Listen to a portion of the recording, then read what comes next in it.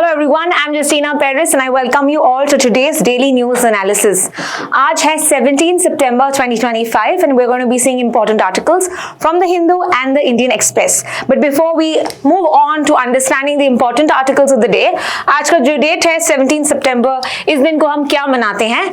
So यहाँ पे two events हैं. Firstly, it's the birth and a birthday of our Prime Minister Narendra Modi. Special है because 75 years birthday है, so that's why it is important. So happy birthday to Modi ji.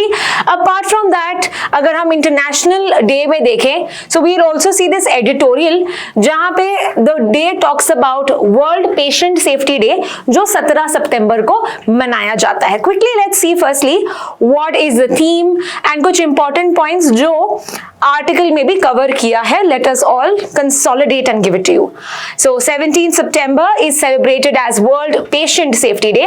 आपने सुना है कि recently बहुत सारे ऐसे cases हैं कि there is a lot of negligence in the hospitals. जैसे कि मैंने कुछ दिन पहले देखा था कि 2 newborns की डेथ हो गई थी in Jabalpur in Indore mainly because of rat bite. Yeah, have you heard of that news? And again, one of the two cities में जबलपुर या इंदौर की I'm not very sure, but यहाँ पे वापस से 2 लोगों की डेथ हुई है. So मध्य प्रदेश में this has been a problem and here it entails to question आज यहाँ पे question आता है कि what are we doing to ensure the patient safety? So यहाँ पे let's quickly see with regard to this. Orange जो color है, this is the mark of World Patient Safety Day. The theme of this year is safe care for every newborn and every child. And इसका slogan है patient safety from the start. Right? So India में patient safety के लिए हम क्या क्या करते हैं? So firstly we have a National Patient Safety Implementation Framework जो 2018 से लेके 25 तक है. So यहाँ पे जो एडिटोरियल में बताया गया है कि government should now renew this policy, renew this framework because हम डेडलाइन तक पहुंच चुके हैं 2025, right. Apart from that There's a Society of Pharmacovigilance India जो मॉनिटर करता है कैसे ड्रग्स अफेक्ट करते हैं पेशेंट्स को, what are the side effects and so on. Apart from that, there's also an accreditation board, right? National Accreditation Board for hospitals and healthcare providers. But अभी it's a starting data that's given in the editorial कि सिर्फ 5% ऐसे hospitals accredited है कि क्या वो safe हैं, क्या वो उन्होंने safety norms follow किया है. All that is only up till now 5% have got that status. तो ये था with regard to World Patient Safety Day. Let's now proceed to the next article. अगला article again given in the news headlines, even in the Hindu. It's because with the recent flash floods, okay, and cloudburst that has once again struck Uttarakhand. तो कुछ महीने, in fact last month only we saw Uttarakhand had Uttarkashi, the place had floods, right? Flash floods हुए थे, landslides हुए थे. तो यहाँ पे same information we see again this has occurred and कल की बात है they have found about 13 deaths, okay, and so many people have injured because of this grave incident. तो यहाँ पे हम देखते हैं कि क्यों it is so prone, that's these hilly regions, why are they so prone to these natural calamities, these disasters like flash floods, cloudbursts, landslides, क्यों होते हैं यहाँ पे, ये जल्दी से हम देखेंगे. So this has a lot got to do with the topography, with the you can say the physical features of the region. ठीक है, तो जल्दी से यहाँ पे हम देखते हैं some quick points. So firstly, why heavy rain in hilly regions is dangerous? ये क्यों dangerous है ये देखते हैं. So firstly, article कहता है कि monsoons की वजह से, now we know the monsoon period we understand that gets done by September, but because of these active monsoon, these seasonal winds जो यहाँ पे लगते हैं, the low pressure systems from Bay of Bengal जो northern part की तरफ जाते हैं, they cause a lot of rainfall. It is said that अगस्त महीने में 34% ज्यादा हुआ है और अगर जो अर्ली सितंबर की बात करें 67% अबव नॉर्मल रेनफॉल्स मिला है. The second factor we talk about is उसकी ज्योग्राफी, जो हिमालयन रीजन की ज्योग्राफी या की बात करें, that is also more affected. जैसे कि अगर हम कोस्टल रीजन्स की बात करें, for example the Konkan coast, the Malabar coast, right, या even Meghalaya for that matter, because Meghalaya में भी हम देखते हैं चेरापूंजी में बहुत ज्यादा रेनफॉल आता है, right, it's a wettest place. So यहाँ पे ये मैनेजेबल है because this is a plain reason.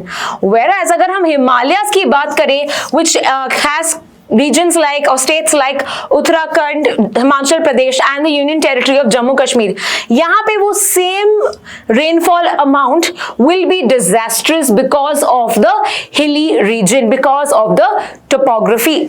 तो यहाँ पे what is the reason also, यहाँ पे भी आर्टिकल में बताया है कि जो राइजिंग एयर, ओके, जो वार्म एयर ऊपर जाता है और माउंटेन रीजन्स के ऊपर जब वो यू नो राइज करता है, so that leads to localised intense precipitation.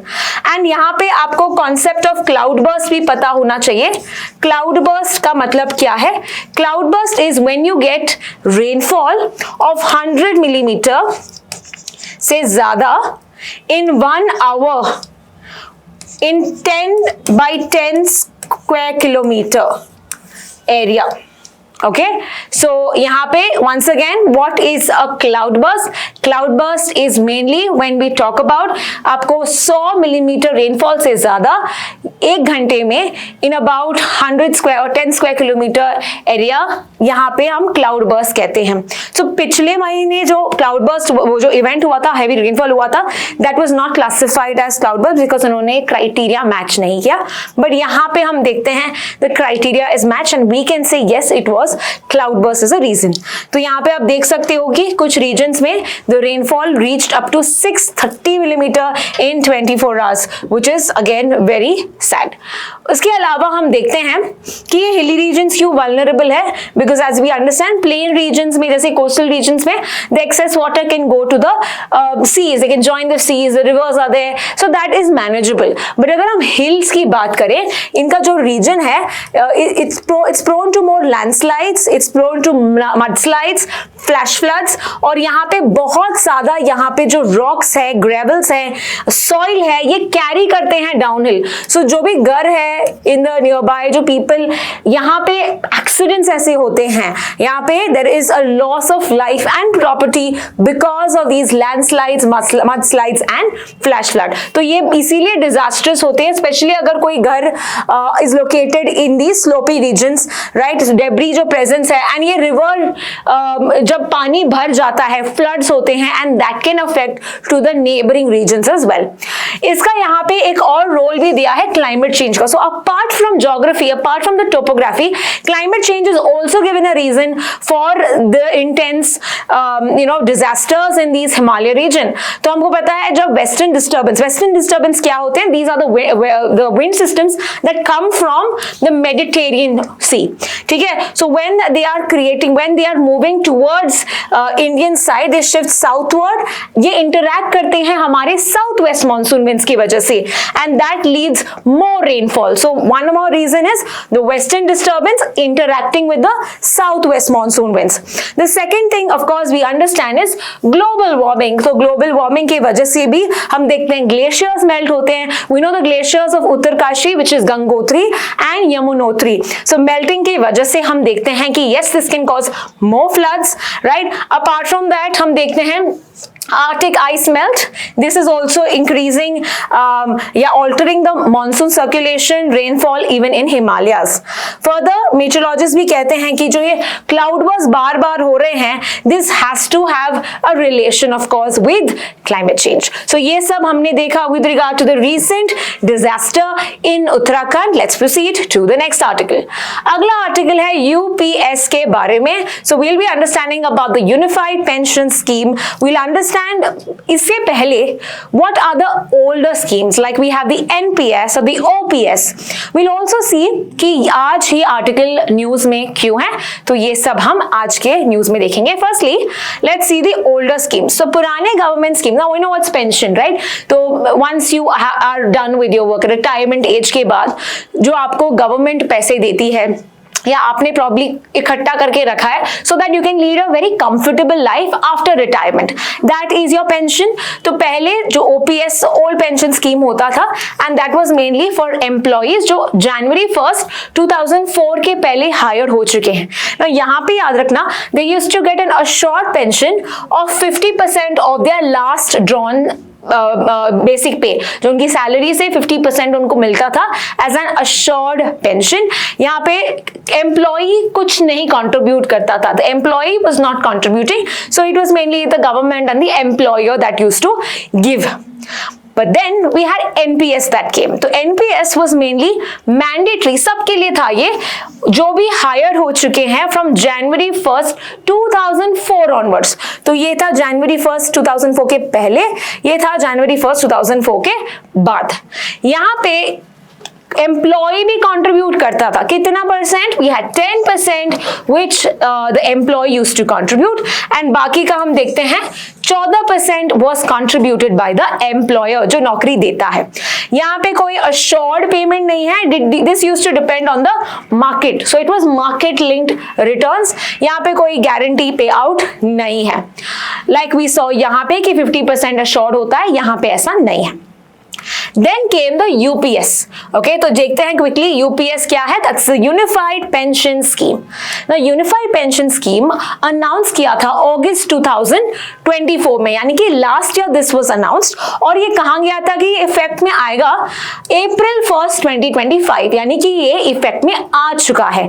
But याद रखना ये ऑप्शनल है, यानी कि जो लोग NPS हैं वो कंटिन्यू कर सकते हैं, जो लोग ये चाहते हैं कि यहाँ पे आए वो यहाँ पे कन्वर्ट हो सकते हैं। सो यहाँ पे कंट्रीब्यूशन क्या होगा? लाइक वी सॉ 10% होगा for the employee like for NPS, पर यहाँ पे एम्प्लॉयर भी 10% देगा। Okay, this is what the contributions that we talk about. यहाँ पे गवर्नमेंट भी ऐड कर रहा है कितना? 8.5% ऑफ बेसिक पे। सो 8.5% भी यहाँ पे गवर्नमेंट का कंट्रीब्यूशन है। सो यहाँ पे एक अश्योर्ड पे होगा, like we saw in OPS system. यहाँ पे एक अश्योर्ड पेमेंट होता है कितना? 50% of the basic average pay of the last 12 months का जो बेसिक एवरेज है उसका 50%, जो सैलरी आपको in the last 1 year you must have received, right? उसका वो 50% आपको देते हैं। फर्दर फैमिली पेंशन, यानी कि आपको फैमिली की सिक्योरिटी के लिए, ओके, तो स्पाउस, मान लो कि कोई जो ओपीएस यूपीएस सिस्टम में है वो he passed away or he died. Okay, now in that case you can get about 60% of the pension after the pensioner's death. So यहाँ पे support for the family as well. Apart from that 10,000 monthly if you have served for 10 years service किया है आपने, then 10,000 per month आपको ये minimum मिल सकता है, right? And यहाँ पे लमसम भी दिया है कितना आपको, एक once and for all if you want to take the whole amount, that is also mentioned in this case. So ये है UPS system, but remember it was not mandatory. फिर हम देखते हैं flexibility of UPS। यहाँ पे बताया है कि आप switch भी कर सकते हो from UPS to NPS and NPS to UPS। Now यहाँ पे याद रखना, this is a very important thing, एक बार आपने एनपीएस में कन्वर्ट कर दिया, so you imagine you stuck with UPS and then you switch to NPS again, you can't move back to UPS, you can not opt for UPS again. तो ये एक यहाँ पे कैच है। फर्दर इसका एम यही है कि पहले फ्लेक्सिबिलिटी दिया जाएगा and then you have to stick with it. Okay, so this is with regard to UPS system. अभी आज न्यूज में क्यों है? न्यूज में इसीलिए है बिकॉज एक डेडलाइन दिया है mainly for central government employees. Central government employees को बोला है कि 30 सितंबर 2025 वो इधर एनपीएस यूपीएस के लिए अप्लाई करना ही है। This is for central government employees.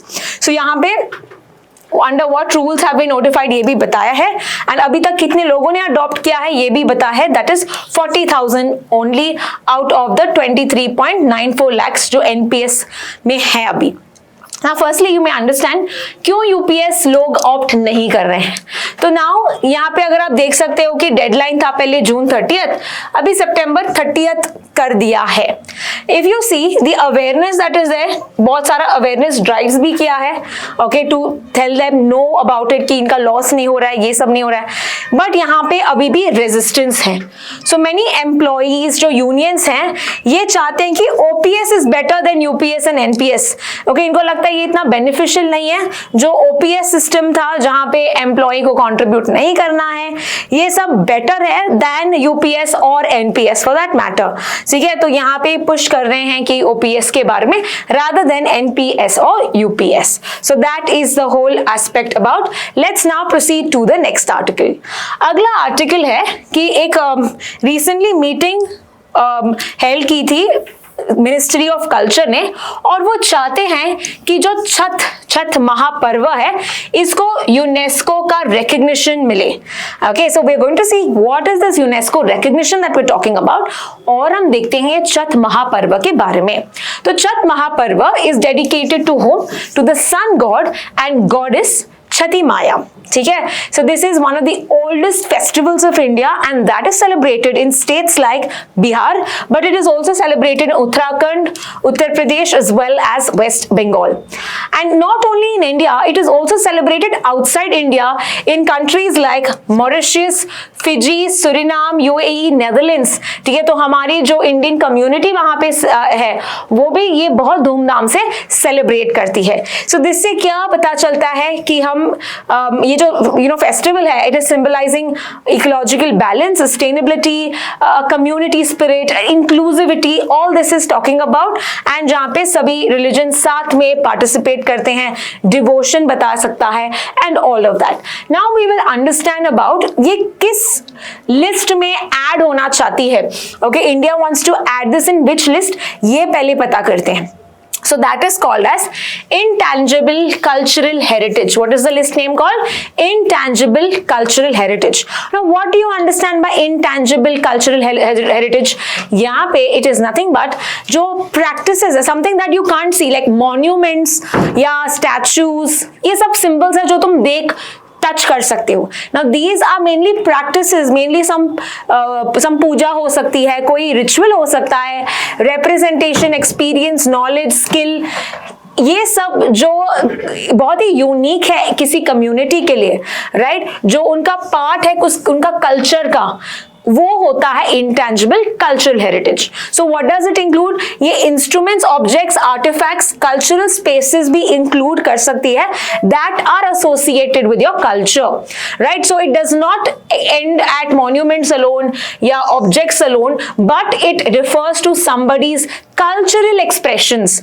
तो हम कौन से कितने इंडिया के चीजें हैं जो इंटेंजिबल में है, ये सब भी देखेंगे, पर याद रखना ये कहाँ कब आया। जैसे कि वर्ल्ड हेरिटेज साइट आया था कन्वेंशन ऑफ 1972 में, तो वैसे ही यूनेस्को का 2003 convention for safeguard of the intangible cultural heritage, ये कब आया था? 2003 में। So this consist of 5 domains. Which are these domains? Oral traditions, okay, expressions, जैसे कि लैंग्वेज, ये इंटेंजिबल हो सकता है। सेकेंड, कुछ arts, maybe some dance form, maybe some singing, ठीक है, ये या ड्रामा, दिस इज इंक्लूडेड। तीसरा, कोई प्रैक्टिस, कोई रिचुअल, कोई festival. So remember there is one festival that is included in the cultural heritage. Okay, so we are going to see that list as well. Fourth one is knowledge and practice concerning nature and universe, जैसे कि yoga, right, so that is again can be included in the UNESCO. The fifth one is some traditional craftsmanship. Okay, so that is the fifth one. Now we will see which are the 15 that are there. पहले जो आया था that was a Sanskrit theatre from Kerala which is Kutiyattam. This is the first one. ठीक है, 2008 में मिला था। So 2003 में कन्वेंशन आया, 2008 में हमको केरला का संस्कृत थिएटर कुटियाट्टम को मिला।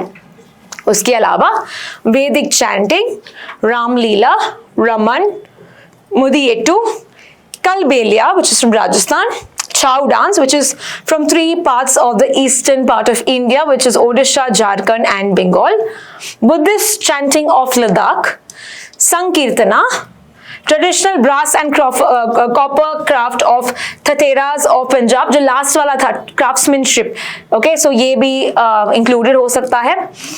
Navroz which is multinational, yoga, Kumbh Mela, Durga Puja and Garba, so dance forms are also included, जैसे कि Garba is a dance form, we can talk about Chhau dance is also a dance form, Kalbelia is folk songs and dance, right, so ये सब आप note down कर सकते हैं। Clear? Now, why do we want this Chhat Mahaparivana to be part of this? Okay, तो ये हम देखते हैं क्यों हमको छठ महापर्वा को इंक्लूड करना है, इसका सिग्निफिकेंस क्या होगा। इससे फर्स्टली रिकग्निशन मिलेगा, वर्ल्ड वाइड ये रिकग्निशन आएगा, हाईलाइट करेगा इंडिया का rich culture, rich heritage, value system, right. हमारे जो दूसरे कंट्रीज जैसे मैंने कहा UAE, फिजी, इन सब कंट्रीज में भी we will see that there will be a cultural pride. तीसरा, ये सॉफ्ट पावर को शोकेस करेगा इंडिया का, to say that India is leading with regard to their culture, taking that as a dominant position. Further, India's leadership in again promoting shared heritage, and ये documentation, preservation of our rich culture and heritage करने के लिए भी बहुत ही important है, ताकि हमारी future generations भी इसका लाभ उठा सकें। So currently as I said there are only 15 such heritage that are prescribed in the UNESCO intangible heritage, और अगर छठ महापर्वा इंक्लूड होता है, that will be included for 26-27 cycle. So this is all with regard to the Chhat Mahaparva. Let's now proceed to the next article. अगला article है with regard to Sarnath on UNESCO radar. So हमने यहाँ पे nominate किया है सारनाथ को in the UNESCO world heritage sites. So currently we all know that there are 44 cultural the sites, world heritage sites of India, और हमने nominate भी किया था last month in fact for Sarnath system, Sarnath temple as well. तो इसीलिए अभी UNESCO का एक टीम आया है विजिट करने Sarnath, and so you know all this ki why should it get, so they are going to prepare a report and then finally फिर आएगा include होगा फिर ये यूनेस्को वर्ल्ड हेरिटेज साइट में। now यहाँ पे एक और पॉइंट लिया है कि ASI which is the Archaeological Survey of India, इन्होंने प्रिपेयर किया to install a corrected plaque. Okay, these are the plaques that you can see, and ये local role बताने के लिए। Now what are these plaques? अगर आप कोई monuments visit करते हैं तो आपने देखा होगा there is like a written format में कि किसका contribution था, ये किसके बारे में, उसके rich culture के बारे में, all that is mentioned in this plaque. इसको plaque बोलते हैं। तो अभी ASI क्या करना चाहती है कि इसको correct करना चाहती है, because there was some incorrect information in the plaque. What was the incorrect information था कि ब्रिटिश ने बहुत अच्छा काम किया है इस जो सारनाथ, जो हमारे बिल्डिंग्स हैं, टेम्पल्स हैं, इसको देखरेख करने में ब्रिटिश का हाथ है, ऐसे प्लाक में लिखा था। बट एक्चुअल में इसको क्रेडिट देना चाहिए किसको? बाबू जगत सिंह फैमिली, जो है अर्स्टवाइल बनारस रूलर्स, वो बनारस के रूलर्स हैं, तो उन्होंने प्रेजर्वेशन किया, उनका नाम लिखना चाहिए था, पर लिखा किसका गया है? ब्रिटिश का। So that is why they ASI wants to change. So now quickly let us see about Sarnath. इसको what is so unique about Sarnath, क्यों इनको मिलना चाहिए यूनेस्को हेरिटेज साइट का टैग, ये सब देखते हैं। So if you talk about the Sarnath, this is located where? Varanasi, Uttar Pradesh, ठीक है। Now this is known for pilgrimage of the Buddhism, okay, pilgrimage site of Buddhism, Buddhist pilgrimage site, जहां पे गौतम बुद्धा जो है इन्होंने अपना पहला सरमन दिया था, जिसको हम बोलते हैं धर्म चक्र परिवर्तना, ठीक है। तो अगर हम देखते हैं there are 4 sites associated with Buddha that are very important, जैसे कि उनका बर्थ प्लेस जो था Lumbini, which is present day Nepal में। So Lumbini is important, the birth place of Buddha. फिर आता है बोध गया। बोध गया में क्या हुआ था? He attained enlightenment, nirvana under the peepal tree, under the Bodhi tree, है ना। तो ये सेकेंड साइट। थर्ड साइट है सारनाथ, जहां पे उन्होंने पहला अपना सरमन दिया था। And the fourth site which is Kushinagar. Kushinagar is where he died, the death of Buddha. तो ये 4 साइट्स आपको बाय हार्ट होने चाहिए। Now सारनाथ के अलग अलग नाम भी हैं, जैसे कि ऋषिपताना, मृगदबा, मृगदया, ठीक है। एंड द मॉडर्न नेम जो सारनाथ है ये डिराइव किया था by the Saranganatha which is the lord of the deer. इसको हम डियर पार्क भी बोलते हैं, okay, that's why it's also called as the deer park. Now ये एक्सकवेट किसने किया था? अभी जो प्रेजेंट डे एक्सकवेशंस अगर हम बात करें उनका यहाँ पे श्रेय जाता है सर अलेक्जेंडर कनिंघम, जो पहले डायरेक्टर जनरल रहे हैं of the archaeological survey of India. Can you tell me when was the archaeological survey of India formed and इसका हेडक्वार्टर्स? मुझे आप कमेंट सेक्शन में बताओगे। द ASI का जो फॉर्मेशन ईयर एंड उसका हेडक्वार्टर्स जो मिनिस्ट्री ऑफ कल्चर के अंदर ये आता है, राइट। तो उन्होंने यहाँ पे एक्सकवेशन और सब किया। एंड सारनाथ में बहुत इंपॉर्टेंट स्ट्रक्चर्स हैं, जैसे कि अगर हम बुद्धिस्ट स्ट्रक्चर्स देखें जो 3rd सेंचुरी BC के हैं up to 11th century. We also see Ashokan pillar that is also now India's national emblem, जो लायंस देखते हैं, right, the 4 lions, yes. And it is connected also to Jainism. ऐसा नहीं कि सिर्फ बुद्धिज्म के लिए, जैनिज्म का भी यहाँ पे कनेक्शन है। So this is with regard to Sarnath. Let us now quickly also see world heritage site जहां पे इसका नॉमिनेशन किया गया है। ये एक कन्वेंशन आया था 1972 में। So they have conferences every year. तो 47th जो कॉन्फ्रेंस था of the UNESCO world heritage site, this happened in Paris. In fact इसके पहले जो 46th वाला था वो इंडिया में हुआ, ठीक है। तो 47th यानी कि 2025 इस साल में कहां पे हुआ? पेरिस में हुआ। So what does it do? ये हमारा जो cultural and natural significant sites को रिकॉग्नाइज करता है। So there are 3 sites that it recognise. One is cultural, natural and mixed. So जो कल्चरल सिग्निफिकेंस के लिए इंपॉर्टेंट है, नेचुरल सिग्निफिकेंस के लिए इंपॉर्टेंट है, मिक्स्ड। इंडिया में अभी सिर्फ एक मिक्स साइट है। Can you tell me the name of the only mix site of India? Cultural कितने हैं? कल्चरल में 36 हैं, नेचुरल में 7 है। So 36, 7 and 1। So total of how many sites? As I explained already 44। Latest site कौन सा है? Maratha military landscape. पहला site, first ever sites is Agra Fort, Taj Mahal, Ajanta Caves and Ellora Caves. Now यहाँ पे याद रखना India ने ratify किया था 1977 में, right? And we joined 195 other countries in this commitment. हम also देखते हैं कि under this convention जो 1972 का convention है, इसमें हर पार्टी nominate कर सकती है only one site per year. तो हमने अगले साल के लिए 26-27 के लिए किस साइट को दिया है? Sarnath. 25-26, yes, okay, for the inscription of the world heritage site. कितना अभी हमारा रैंक है? India rank 6 globally with regard to UNESCO heritage site and currently the top country is Italy, second in Asia Pacific after China, okay, and 62 हमने tentative list में डाला है कि ये होने चाहिए, right, पर अभी है 44, which is the nodal agency that connects with the heritage matters in India, that is the Archaeological Survey of India. So ये है ASI के B. So this is all with regard to the heritage. Let's proceed to the next article. अगला article है गुजरात ने train किया है 1.81 lakh artisans 2 सालों में under the PM Vishwakarma scheme.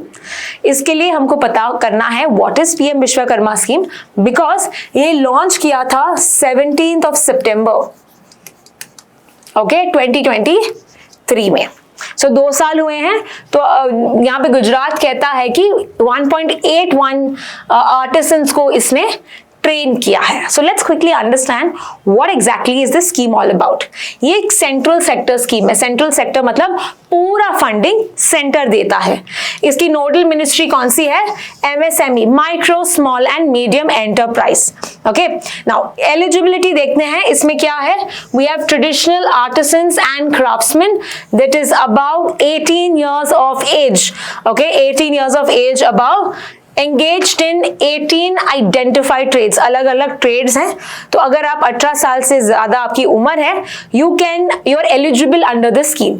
तो इस स्कीम में आपको क्या किया जाएगा, आपको स्किल्स दिए जाएंगे, they will uplift your skills, they will try to integrate these artisans and craftsmen in the formal economy। इसके लिए 13,000 करोड़ का यहाँ पे फंडिंग दिया जाएगा फॉर अबाउट 5 years, ओके, 2023 से लेके 2028 तक ये स्कीम है। Alright, so these are the 5 years, 13,000 crore का फंडिंग है। नाउ इसमें क्या क्या बेनिफिट्स दिए जाएंगे ये भी एक बार देखते हैं। इसमें आपको लोन्स दिया जाएगा, ठीक है, so you can get up to 1 lakh loan, and यहाँ पे जो 1 लाख लोन है you will be given like about say 12 months to repay back, ठीक है। अगर मान लो आपने 18 months हो सकता है यहाँ पे, या बट अगर आपने एक साल में ये लोन 18 months में ये लोन पे कर दिया, then you are also eligible for 2 lakh loan. So उसके लिए then further you got about 30 months, फिर 30 month मिलेंगे, वापस से आप उसको चुका सकते हो। So these are collateral free loans, मतलब आपको कुछ गिरवी नहीं रखना पड़ेगा पहले, tranche wise. So you can get 1 lakh, then after you pay back you can get the other 2 lakhs, okay. फिर आपका कंसेशनल रेट में भी अगर आपको इससे ज्यादा भी चाहिए तो 5% इंटरेस्ट रेट भी यहाँ पे लग सकता है। So that is concessional rate of interest. Alright, इसके अलावा यहाँ पे हम देखते हैं skill upgradation, 5-day basic training होता है, ओके, और यहाँ पे स्टाइपेंड भी दिया जाता है 15 or more days of advance training with 500 rupees per day. आपको डायरेक्ट बेनिफिट ट्रांसफर करके 15,000 भी दिया जाएगा। So you see that government is doing a lot for upskilling, for training of the skilled artisans, okay, skill देना उनको, ताकि we are celebrating the rich art and culture of the country. Now before I move on to understanding or teaching you about the next article, I would also like to make a quick announcement. I see that कुछ बच्चे ने comment भी किया था कि कि suggestion दिया था कि मैम प्लीज आप ensure करें कि एक GK marathon करें। So to say that yes, we are going to come up with a GK marathon very soon for you, and that is this week on the 21st of September, okay। So if at all you would be interested in watching, and I'm assuming you would be, because यहाँ पे हम बहुत सारे important news articles cover करेंगे January से लेके इस महीने तक। So if you have missed any of the important pointers, important news, this is your chance for you to revise, get back on your preparation। जिसको लगता है कि GK impossible है, well let me tell you, it is not impossible। यहाँ पे बस आपको मेहनत करनी है। These are topics that we've already touched upon, but sometimes you've forgotten about this, so this will help you with regard to a quick revision। याद रखना कि ये 5 से लेके 10 बजे तक, so it's going to be a long session। I understand it may be Sunday for you and आपको relax करना है, but you know कि आपका जो exam आ रहा है, we've got very less time, so ensure that you attend this session, you make the best out of it, because अगर हम आपके लिए ये इतना कर सकते हैं, आप भी आपके life के लिए, future life के लिए इतना तो कर ही सकते हैं, right? So that is coming up for you very soon this Sunday, so stay tuned। Let's now continue with the next article। अगला आर्टिकल है, हमने किया था कुछ दिन पहले with regard to the India US exercise. अभी इंडिया यूएस एक्सरसाइज का नाम क्या है याद रखना है आपको, इट इज युद्ध अभ्यास, ओके। और ये कहां पे होस्ट किया गया था, this was hosted in Alaska. तो ये अभी कंप्लीट हो चुका है इंडिया की तरफ से।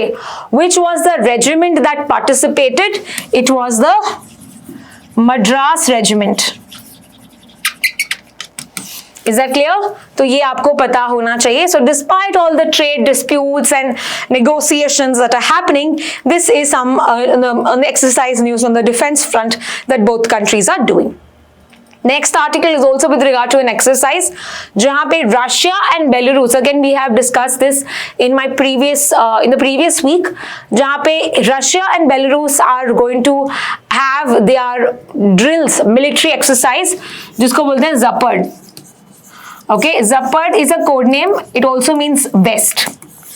So Belarus के जो neighbors हैं, they are actually inclined with US। US का जो आपने सुना होगा नेटो है. सो वी गॉट बेलारूस के नेबर्स जिनका नाम है पोलैंड,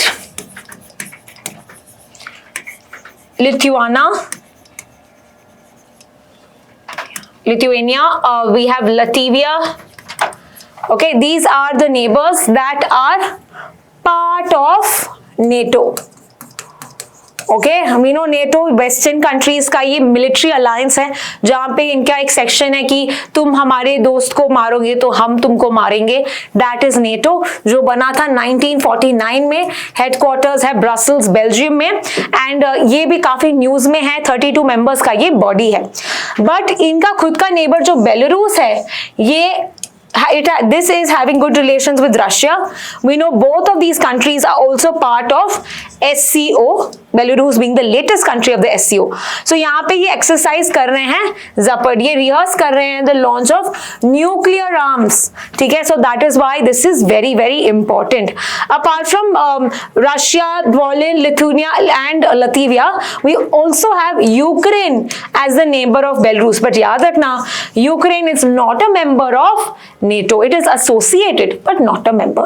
तो ये पूरा हमने आर्टिकल देखा है with regard to the recent exercises that are there, recent important news, and that is all with regard to our today's discussion. बहुत ही interesting discussion था with regard to a lot of international and national news. I will see you in the next video. Thank you so much for watching.